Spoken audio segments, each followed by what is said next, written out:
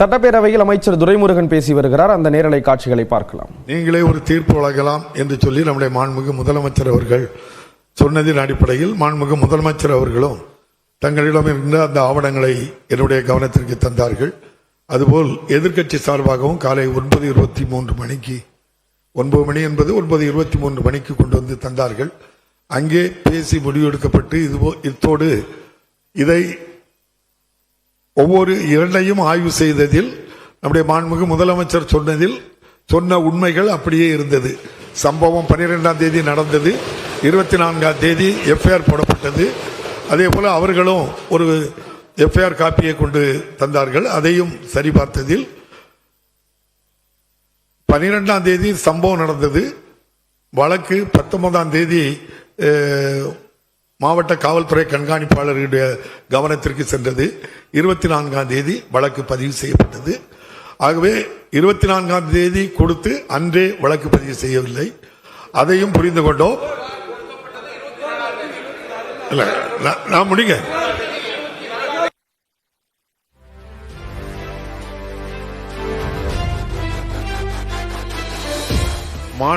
நம்முடைய குற்றம் பாதிக்கப்பட்ட பெண்ணினுடைய சகோதரர் 19ஆம் தேதி 12ஆம் தேதி அக்கரன்ஸ் நடக்கு, 16ஆம் தேதி வரைக்கும் என்ன நடந்ததுன்னு யாருக்கும் தெரியாது. 16ஆம் தேதி பாதிக்கப்பட்ட பெண்ணினுடைய தாயார் செய்யணும் எங்கன்னு கேட்கும் போது அதுல இருந்து ஸ்டார்ட் ஆகுது.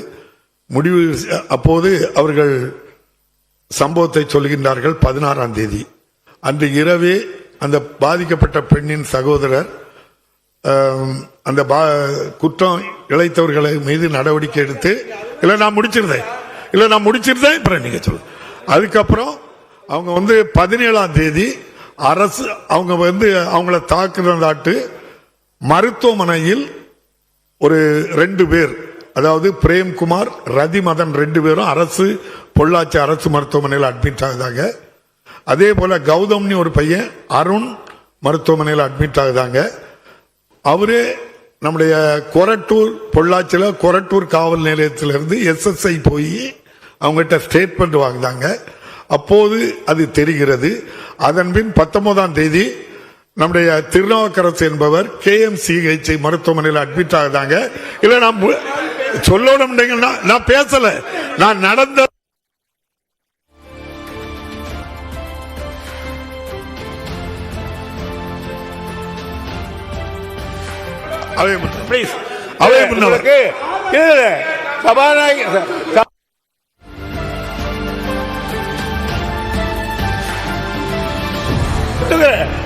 அந்த தீர்ப்பில் தங்களுக்கு மாறுபட்ட கருத்து இருக்கும். ஆனால் அருள் கூர்ந்து அவர் தீர்ப்பு முடிச்சோன்னு சொல்லுங்க சார். நீங்க சொல்றதுக்கு உரிமை உண்டு. அவர் தீர்ப்பு வரைக்கும் எடுத்து சொல்லுங்க. வேணாம் சொல்லுங்க, முடிவா வேணாம் போனா நீங்க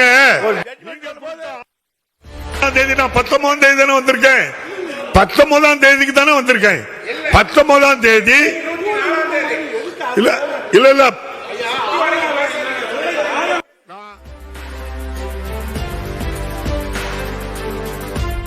2 பேருடைய இல்ல நீங்க கொடுத்த ஆதாரங்களை நான் பார்த்து 2ஐயும் பார்த்தேன். நான் சொல்ற தீர்ப்பை நீங்க ஏற்றுக்கொள்ள வேண்டியதுதான். அவ்வளவுதான் தீர்ப்பு.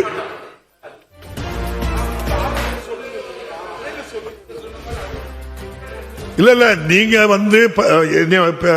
பேசக்க விட முடியீங்க. அப்ப நான் இல்ல ஆதாரம் கொடுத்திருக்கீங்கன்னா 19ஆம் தேதி பாதிக்கப்பட்ட பெண்ணினுடைய சகோதரர் காவல்துறை கண்காணிப்பாளரிடம் மனு கொடுக்கிறார், புகார் மனு கொடுக்கின்றார். அந்த புகார் மனுவை டிஎஸ்பி பாருங்கன்னு சொல்றாங்க. அவர் 19ஆம் தேதியிலிருந்து டிஎஸ்பி 22ஆம் தேதி தான் பார்க்க முடியுது. அவர் போலீஸ் ஸ்டேஷனுக்கு போங்க பொள்ளாச்சி ஈஸ்டுக்கு. அதுக்கப்புறம் தான் 24ஆம் தேதி அந்த பெண்ணிடம், பாதிக்கப்பட்ட பெண்ணிடம் ஒரு கையெழுத்தை வாங்கி ஒரு எஃப்ஐஆர் பதிவு பண்ணிருக்கு. அதான் உண்மையை தவிர அதுல வேற எந்த இதுவும் இல்லை. ஆகவே நீங்க என்னுடைய அறையில இதை இத்தோடு முடிச்சுக்கிடுங்கன்னு சொன்னனால அதையே தீர்ப்பாக வழங்குகிறேன். அதோடு நம்ம முடித்துக் கொள்ளலாம். நடந்த உண்மை இவ்வளவுதான். அரசினர் தீர்மானம் மாண்புமிகு பேரவை முன்னவர் அவர்கள் எல்லா விளக்கத்தையும் சொன்னா நல்லா இருக்கு.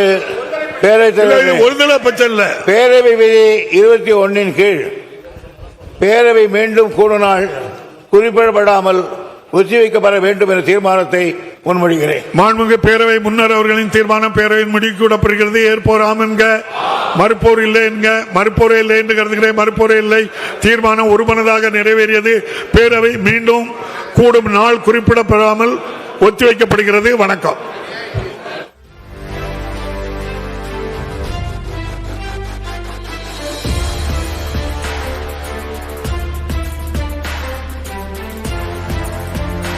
சட்டப்பேரவை கூட்டத்தொடர் தேதி குறிப்பிடாமல் ஒத்திவைக்கப்பட்டிருக்கிறது. பொள்ளாச்சி பாலியல் வன்கொடுமை விவகாரம் தொடர்பாக நேற்றைய தினம் முதலமைச்சர் மற்றும் எதிர்க்கட்சி தலைவர் இடையே காரசார விவாதம் எழுந்திருந்த நிலையில் அது தொடர்பான ஆவணங்களை இரு தரப்பினரும் சமர்ப்பித்திருந்தார்கள். அது தொடர்பாக சபாநாயகர் அப்பாவு தன்னுடைய பதிலையும் அது தொடர்பான விளக்கத்தையும் கொடுத்திருந்தார். இந்த நிலையில் தற்பொழுது பேரவையானது தேதி குறிப்பிடாமல் ஒத்திவைக்கப்பட்டிருக்கிறது.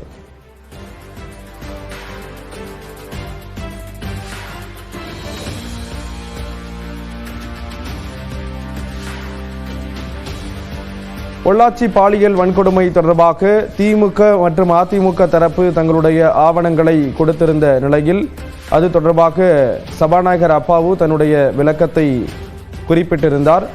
தாமதமாக எஃப்ஐஆர் பதிவு செய்யப்பட்டது என முதலமைச்சர் கூறியதே உண்மை என்று அவர் தன்னுடைய பதிலை தெரிவித்திருந்தார். இந்த நிலையில் தற்பொழுது பேரவையானது ஒத்திவைக்கப்பட்டிருக்கிறது. தேதி குறிப்பிடப்படாமல் பேரவையானது ஒத்திவைக்கப்பட்டிருக்கிறது. நடப்பாண்டின் முதல் சட்டப்பேரவை கூட்டத்தொடரானது நிறைவடைந்திருப்பதாக சபாநாயகர் அறிவித்திருக்கிறார். தேதி குறிப்பிடப்படாமல் பேரவையானது ஒத்திவைக்கப்பட்டிருக்கிறது.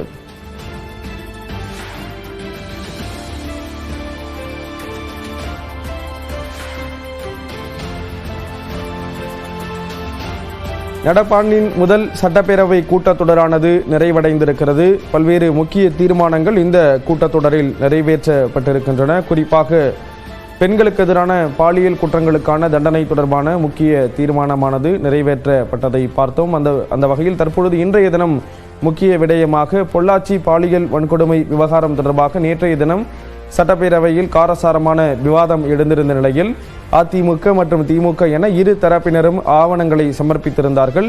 அது தொடர்பான விஷயத்தை பேசிய சபாநாயகர் அப்பாவு அது தொடர்பாக தீர்ப்பினை அளித்தார். குறிப்பாக முதலமைச்சர் சொன்னதே உண்மை என்ற ரீதியில் அவர் பேசியிருந்தார். அந்த காட்சிகளை பார்த்தோம். தற்பொழுது நடப்பாண்டின் முதல் சட்டப்பேரவை கூட்டத்தொடர் நிறைவடைந்திருக்கிறது. விவரங்களை செய்தியாளர் தமிழரசி வழங்க கேட்கலாம். தமிழரசி, விவரங்களை பகிர்ந்துக்கலாம். நேற்று பொள்ளாச்சி விவகாரம் தொடர்பாக முதலமைச்சர் மற்றும் எதிர்க்கட்சி தலைவருக்கிடையே காரசார விவாதம்